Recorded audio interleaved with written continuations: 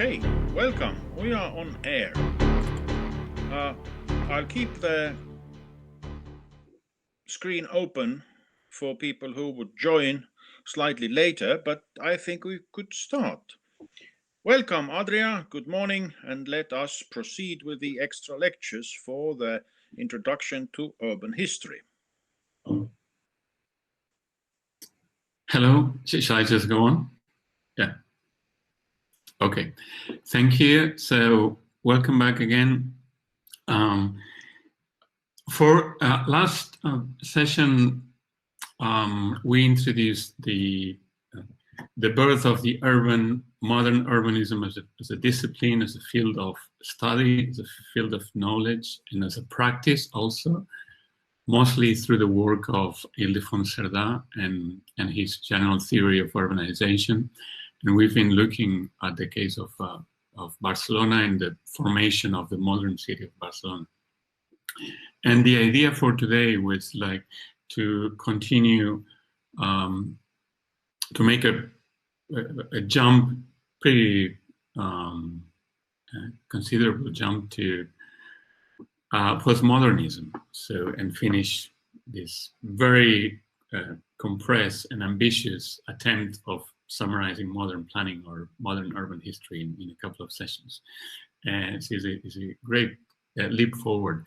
And for that, last week, we didn't have time actually to finish with all of the material for Barcelona and Cerdà, but I rearranged a little bit the lecture for today, so as to finish, hopefully finish going back to the origin of the lecture last Monday and make sense of all of this. Today again it's going to be quite an ambitious journey. So it's going to be inevitably a bit simplified, but I thought it would be good to cover briefly at least some of the important authors or ideas or approaches to urban planning or to urban design that have shaped more or less modern cities, and especially to make this transition from 19th century modern urbanism to modernistic functionalist urban planning, urban design of the early 20th century and until the late 20th century, which is where this urban history journey may end. So if you have any also questions or comments throughout the lecture, just go ahead, interrupt, ask, and otherwise we can also gather some questions. And we can make a break also like last week. Yeah, so as I was saying, we will briefly look at the transition from the emergence of modern urbanism to, and we will not really go into details of the modern movement, which I guess is more of an accessible knowledge and maybe will be covered some other time. But as far as I understood, the interesting bit of this was to make it to the end of the 20th century or somehow give a hint towards the contemporary city at the end. So we'll make this jump forward in a process of what I call fading modernity. Also trying to question the division of urban history or architectural history or history in general, like periods which are clearly separated one from the other, you know, with a date of beginning and a date of end, and suddenly we are in another period, and working with another approach which looks at history as a dynamic process, as a dynamic evolution, which some period really fades into the other, and it's not real clear cut or black or white. So we will try to look at how modernity transforms or evolves, changes or fades into new phases, and eventually enters the so-called postmodern period. However, as we will see, these categories or these schools are very much varied and diverse. So I wouldn't say there is such one thing like a postmodern postmodernity or just one modernity. There are several within them. So we'll try to sketch a little bit about these concepts. So essential to understand the modernistic, different from modern, as we explained in the last session, modernistic, modern movement or modernistic urbanism, urban planning, or so-called also functionalist modern planning are the CMs, the International Congresses of Modern Architecture. Here you see in the picture the first Congress with gathering some of the most influential or well-established architects and planners in Europe, and trying to put together the foundations of what this new modernistic urbanism or new modernistic city might look like, and especially how should be designed. And this is a long story, which would be a lecture in itself, but I guess you will probably have heard about it. Just to pick one or two moments of influence, of great influence of these congresses. One is the publication of the La Charte d'Athènes, so the Charter of Athens, which was published by Le Corbusier in 1943, but basically compiles a series of debates and ideas, but also principles for urban planning that were discussed within the CMs. So it's not a full formulation of Le Corbusier.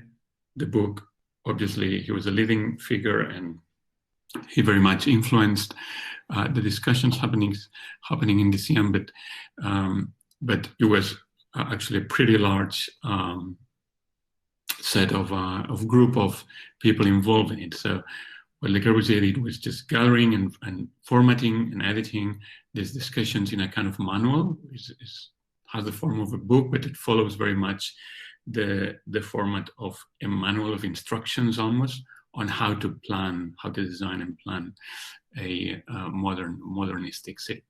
And sorry. Okay, perfect. Now it's removed. Yeah, so an important aspect or component of the modernistic or the modern movement, modernistic planning, which is not only a form of spatial planning, of spatial design, but also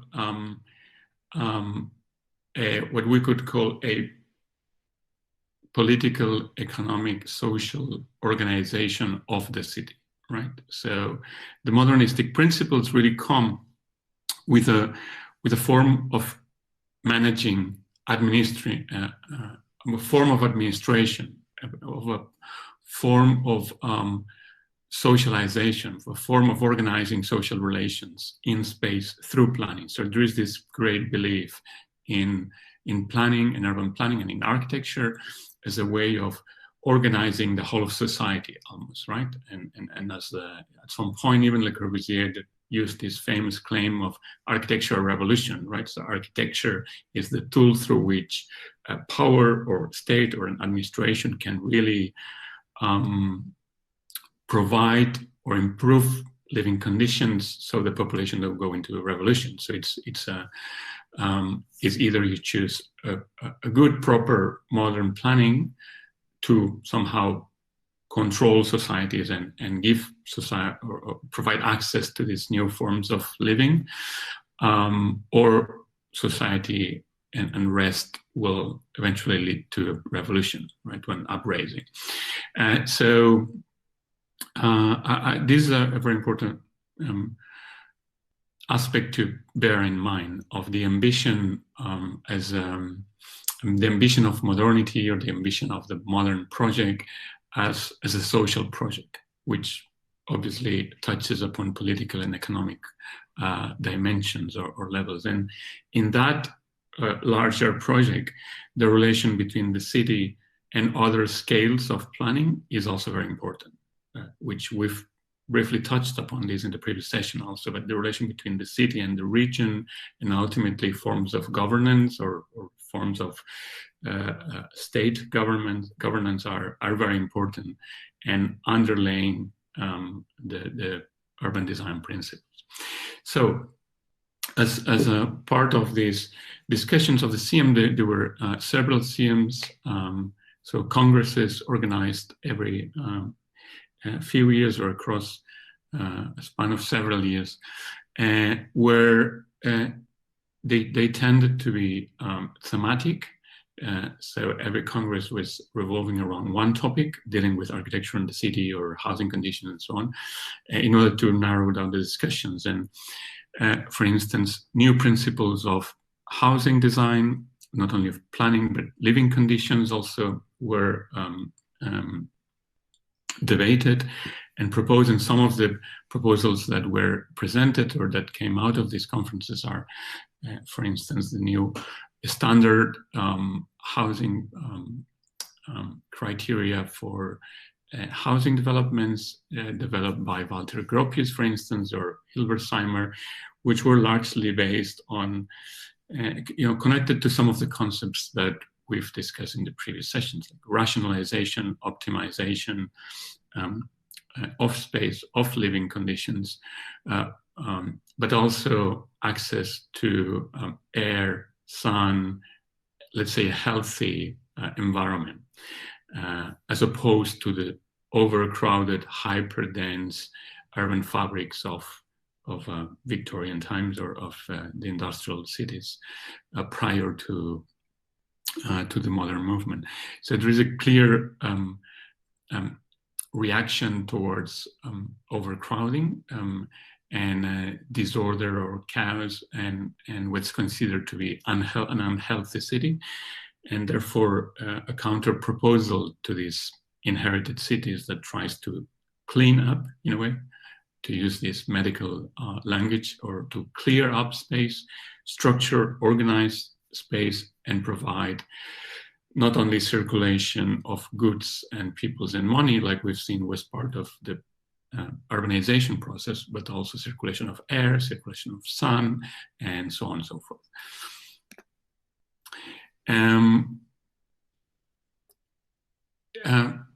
Just to note another important figure that we will get back to in the last part of the conference, and some other publications that happen parallel to these main figures like Le Corbusier, Walter Gropius, and so on, is this book by Joseph Vissert, which is an interesting figure because he was a close collaborator of Le Corbusier. He was originally from Barcelona, which links it back to our also previous session of Barcelona, but had to emigrate to the United States after the Civil War.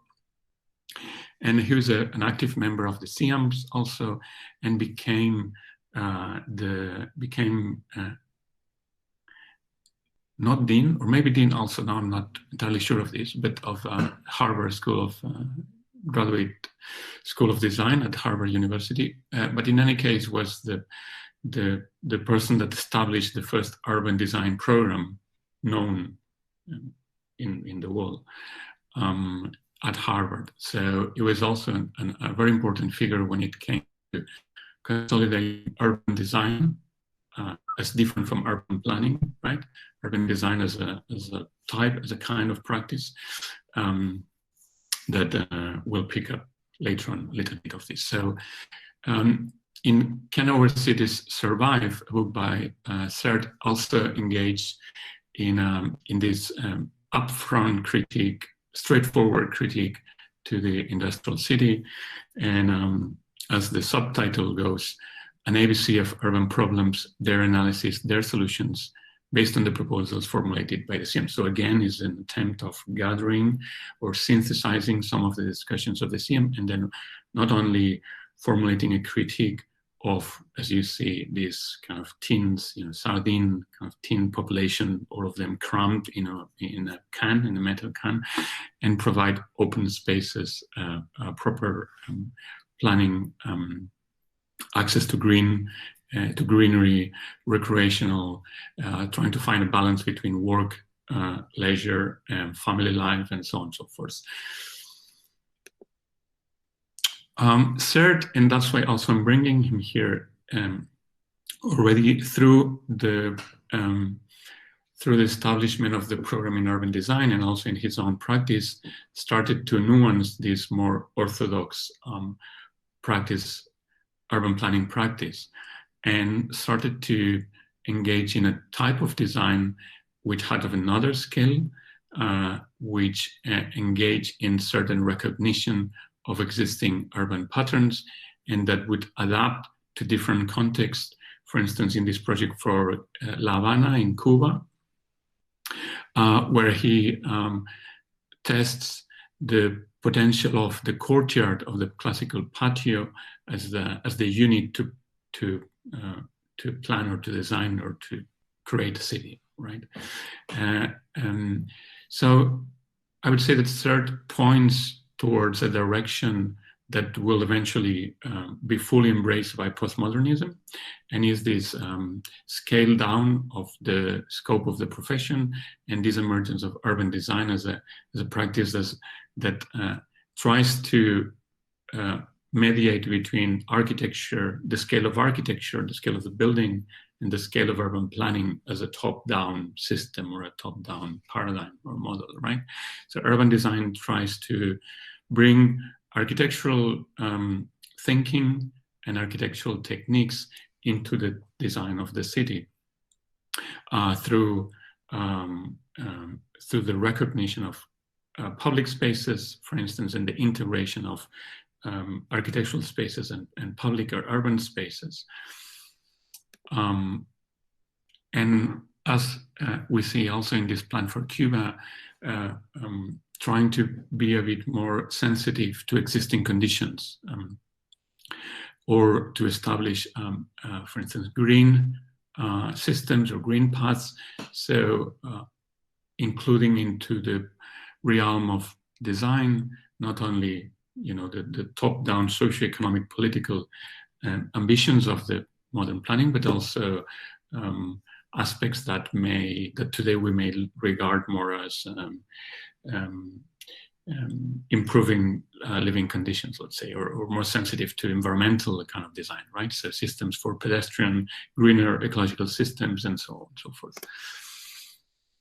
So concluding the CIAMS, the International Congress of Modern Architecture, in its 10th edition,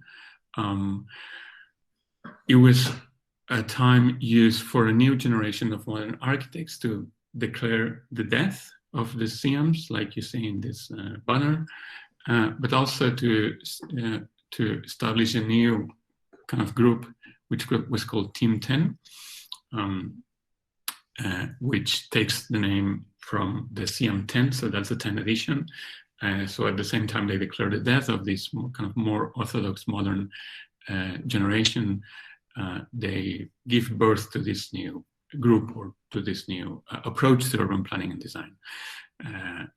And these are a bunch of architects and planners that might sound familiar to you, pretty famous and well established, like the Peter and Allison and Peter Smithsons, Aldo van Eyck, Wood, Joseph Candilis and Woods, Hermann Hertzberger, a series of European architects that in a way were part of the modern tradition and of the modern movement, but they were critical towards the very abstract and very normative way of planning, the form that urban planning was taking in these conferences, right? So they established to pay more attention to context, to regional differences, to climate conditions, for instance, to local specificities, and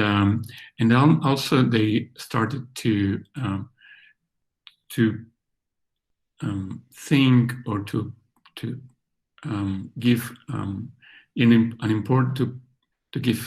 to be interested and to consider as an element of design urban systems and urban elements, we may call them, that had been kind of forgotten by this kind of top-down functionalist planning. And these are elements like the street, for instance, right? So I have a comment here. Of course. We have moved to the year 61 already.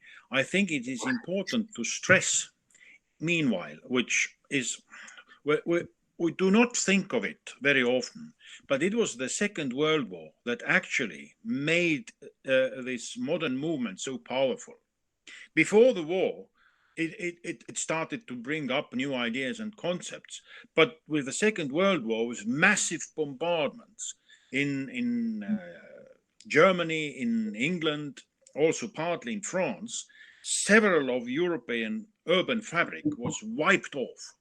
And that was used as both as an opportunity, but also a kind of social moment where these modernist ideas could be pressed and were accepted by the people because everything was empty. And in Portsmouth, they said that what Germans left intact, the city government demolished. So the old city was really taken down under the principles of modernist urban planning. And I think we have to keep that in mind, because that really made this a kind of major development. End of comment. Thank you. Yes, absolutely. And of course, that gave opportunity to implement all of these discussions and ideas about planning. You know, it suddenly required the need of reconstruction, not only in physical terms, but also in economic terms and in social terms. So after the huge devastation, right? So it was this hollowing of socioeconomic physical conditions that allowed the modernistic ideology to roll back.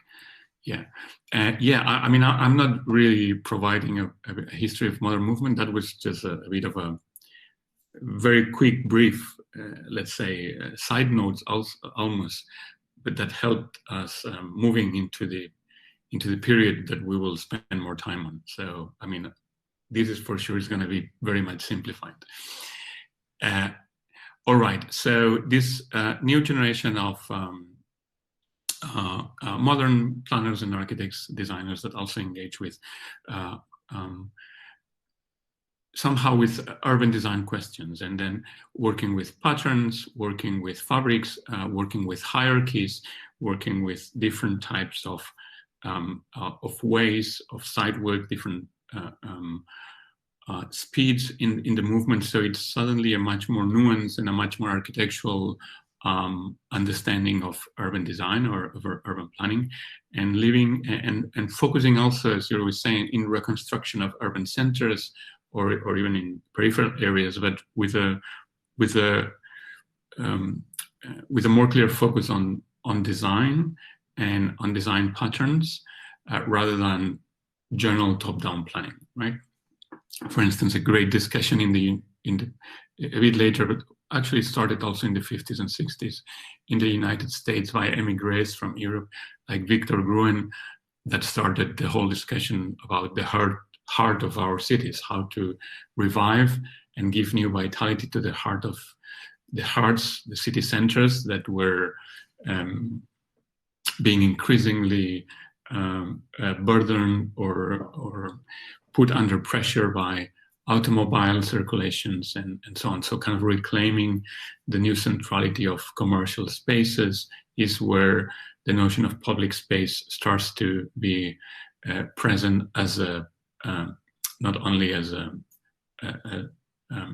a concept or as an idea to use, but as an element of design, right? And the design of public space starts to be an important feature. And among this generation, another group that is created with quite innovative proposals is the independent group, led by Peter and Alison and Peter Smithson, and a series of artists. So it's a kind of multidisciplinary group: photographer, Nigel Henderson, Eduardo Paolozzi, an artist, and in this picture, I think is it's almost as a manifesto, I would say, of differences or the way they challenge the established urban paradigm, modernistic urban paradigm, right? And to me, it's very significant. I don't know if you realize, if you compare to the previous generation of, Le Corbusier, Walter Gropius, Hilbert Seimer, Mies van der Rohe, all of these modern, let's say, masters or influential figures. Any idea or something that strikes you in this picture? Because to me is very significant and illustrative that the moment they present themselves as a group, they do it by taking their chairs and going down to the street, right? So it's a kind of claim, it's a way of occupation, of appropriation of the street, of the space, of the popular space, right? And they do it in a very casual and informal manner. Right? So, and even you see in the way they sit, in the way they look at the camera, it's not really the formality of the CMs, the formality of the architect as this kind of a well-dressed, tied-up person that is going to plan the whole of a society. In a way, they come down to the ground, right, and they get in touch with the reality of the city, with the life of the city, right, and they kind of claim the space of the car, also of the centrality of the street, mostly dedicated to automobile, right? Anyway, so according to Allison and Peter Smithson, architecture must focus on the problem of how the community structure can be made more comprehensible.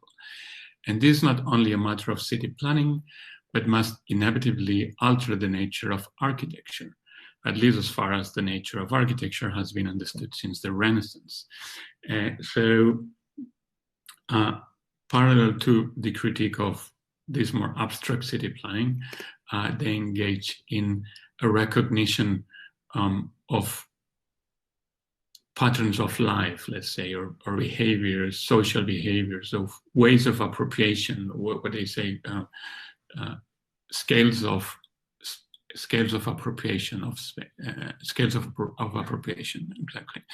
And this is a grid they've presented where, for instance, they also use very innovative tools and techniques and formats to talk about the city, to talk about urban design, urban planning, whatever, architecture. And so bringing elements from architecture into the discussion of the city. And among these, for instance, is the use of photography, pictures, that was perhaps not that much used for modern planning or modernistic planning, and especially paying attention and acknowledging and giving full recognition to the use that people make of the street, right? The street as a space of celebration, as a space of appropriation for popular communities, for the working class, but also for children. The street is a space for playing.